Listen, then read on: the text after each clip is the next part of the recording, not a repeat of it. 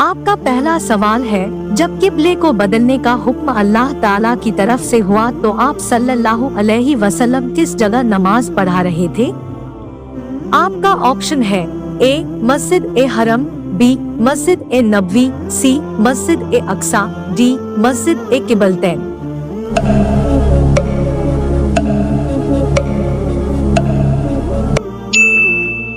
आपका सही जवाब होगा ऑप्शन डी मस्जिद ए किबलतैन। आपका दूसरा सवाल है, इनमें से कौन हुजूर सल्लल्लाहु अलैहि वसल्लम के दामाद नहीं थे?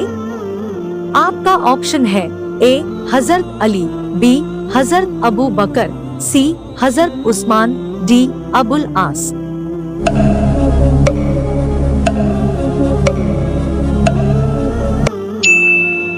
आपका सही जवाब होगा ऑप्शन बी हजरत अबू बकर।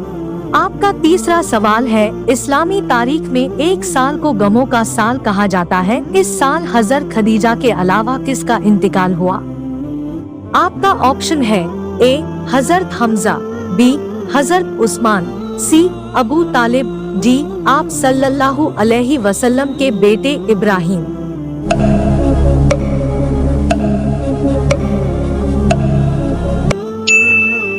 आपका सही जवाब होगा ऑप्शन सी अबू तालिब। आपका चौथा सवाल है, हुजूर सल्लल्लाहु अलैहि वसल्लम ने चाचा अबू तालिब के साथ बचपन में किस मुल्क का सफर किया?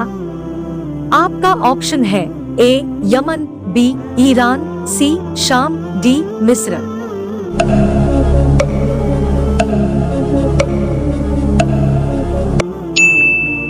आपका सही जवाब होगा ऑप्शन सी शाम। आपका पांचवा सवाल है, खाना काबा में दौरान ए नमाज किस काफिर ने प्यारे नबी सल्लल्लाहु अलैहि वसल्लम के गले में चादर डालकर खींचा था? आपका ऑप्शन है ए अबू जहल, बी अबू लहब, सी उकबा इब्ने मुईत, डी उतबा बबन रबिया।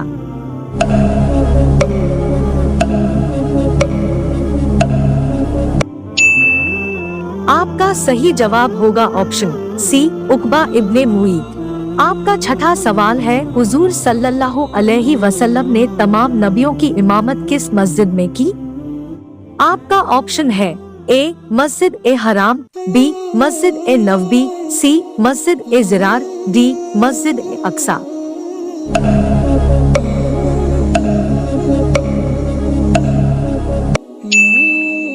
आपका सही जवाब होगा ऑप्शन डी मस्जिद ए अक्सा। आपका सातवां सवाल है, हजरत खदीजा प्यारे नबी सल्लल्लाहु अलैहि वसल्लम को वर्का बिन नौफल के पास किस सूरह के नाजिल होने के बाद ले गई? आपका ऑप्शन है ए सूरह मुज़्मिल, बी सूरह अलक, सी सूरह फातिहा, डी सूरह बकरा।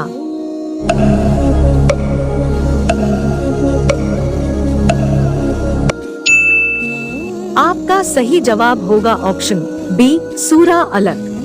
आपका आठवां सवाल है, इस्लाम की तबलीग के लिए प्यारे नबी सल्लल्लाहु अलैहि वसल्लम ने किसको मदीना भेजा? आपका ऑप्शन है ए हजरत मुसब बिन उमेर, बी हजरत अली, सी हजरत अबू बकर, डी हजरत हुजैफा।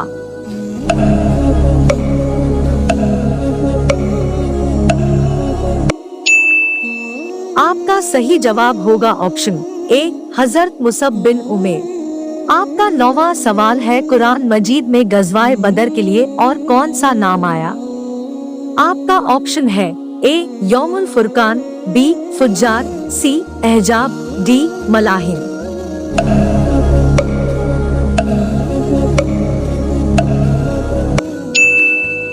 आपका सही जवाब होगा ऑप्शन ए यौमुल फुरकान। आपका 10वां सवाल है, प्यारे नबी सल्लल्लाहु अलैहि वसल्लम ने गज़वाए उहद में पहाड़ी पर तीर अंदाजों का सरदार किसे मुकर्रर किया?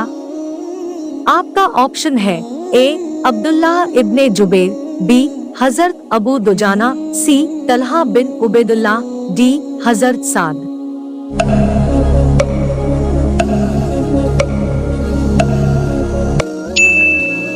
आपका सही जवाब होगा ऑप्शन ए अब्दुल्ला इब्ने जुबैर। आपका 11वां सवाल है, दुनिया की तमाम समस्याओं की जड़ कुरान मजीद के मुताबिक क्या है? आपका ऑप्शन है ए गरीबी, बी अमीरी, सी शिर्क, डी कानून को तोड़ना।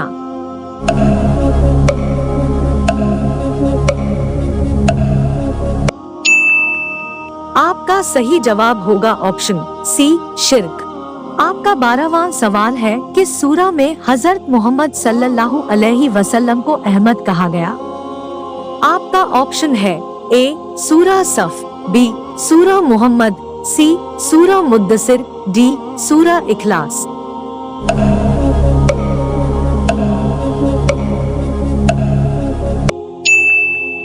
आपका सही जवाब होगा ऑप्शन ए सूरा सफ। आपका 13वां सवाल है, नबी सल्लल्लाहु अलैहि वसल्लम को कुरान मजीद में मुज़्मिल और मुद्दसिर के नाम से पुकारा गया उन सूरतों का नंबर है? आपका ऑप्शन है ए 43, 44, बी 73, 74, सी 53, 54, डी 69, 70।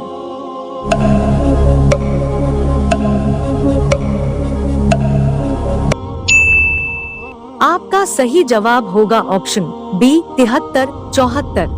आपका 14वां सवाल है, कुरान मजीद की किस सूरा में हजरत मोहम्मद सल्लल्लाहु अलैहि वसल्लम को बेहतरीन आइडियल उस्वा ए हसना कहा गया? आपका ऑप्शन है ए सूरा मुद्दसिर, बी सूरा इखलास, सी सूरा मोहम्मद, डी सूरा अहजा।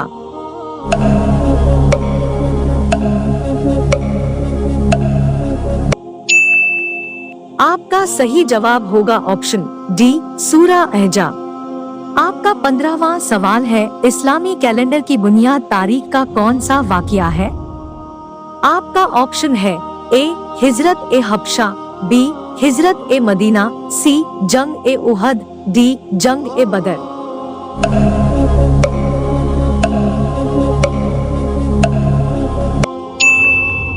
आपका सही जवाब होगा ऑप्शन बी हिजरत ए मदीना। आपका 16वां सवाल है, इनमें से कौन सी तकबीर अजान का हिस्सा नहीं है? आपका ऑप्शन है ए कदका मतिसला, बी हया अलल सला, सी हया अलल फलाह, डी अल्लाहु अकबर।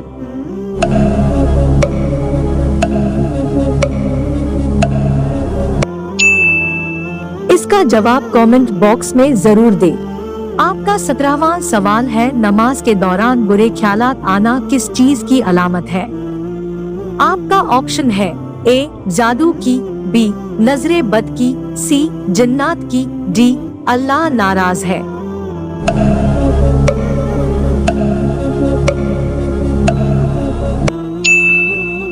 दोस्तों, अगर आपको नमाज में बहुत ज्यादा वसवसे आते हैं, बहुत ज्यादा ओवर थिंकिंग करते हैं, अब वो बातें भी सोच लेते हैं जो शायद सोचने की जरूरत भी नहीं होती, तो आप परेशान ना हो, क्योंकि वसवसों का आना बुरा नहीं होता, लेकिन नबी पाक सल्लल्लाहु अलैहि वसल्लम का इरशाद है कि वसवसों से लड़ना चाहिए। अब किस तरह से लड़ना है? 3 तरीके। नंबर 1, सबसे पहले जब भी आप नमाज के लिए खड़े हो तो अपने बाईं जानिब 3 मरतबा औज़ु बिल्लाहि मिनश शैतानिर रजीम पढ़कर थू थू कर दें।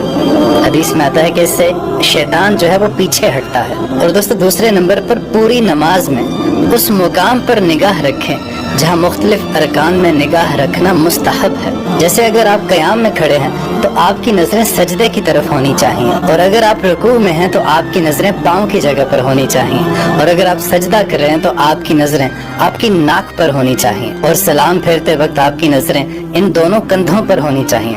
वीडियो अच्छी लगी तो लाइक, शेयर एंड सब्सक्राइब करना न भूलें।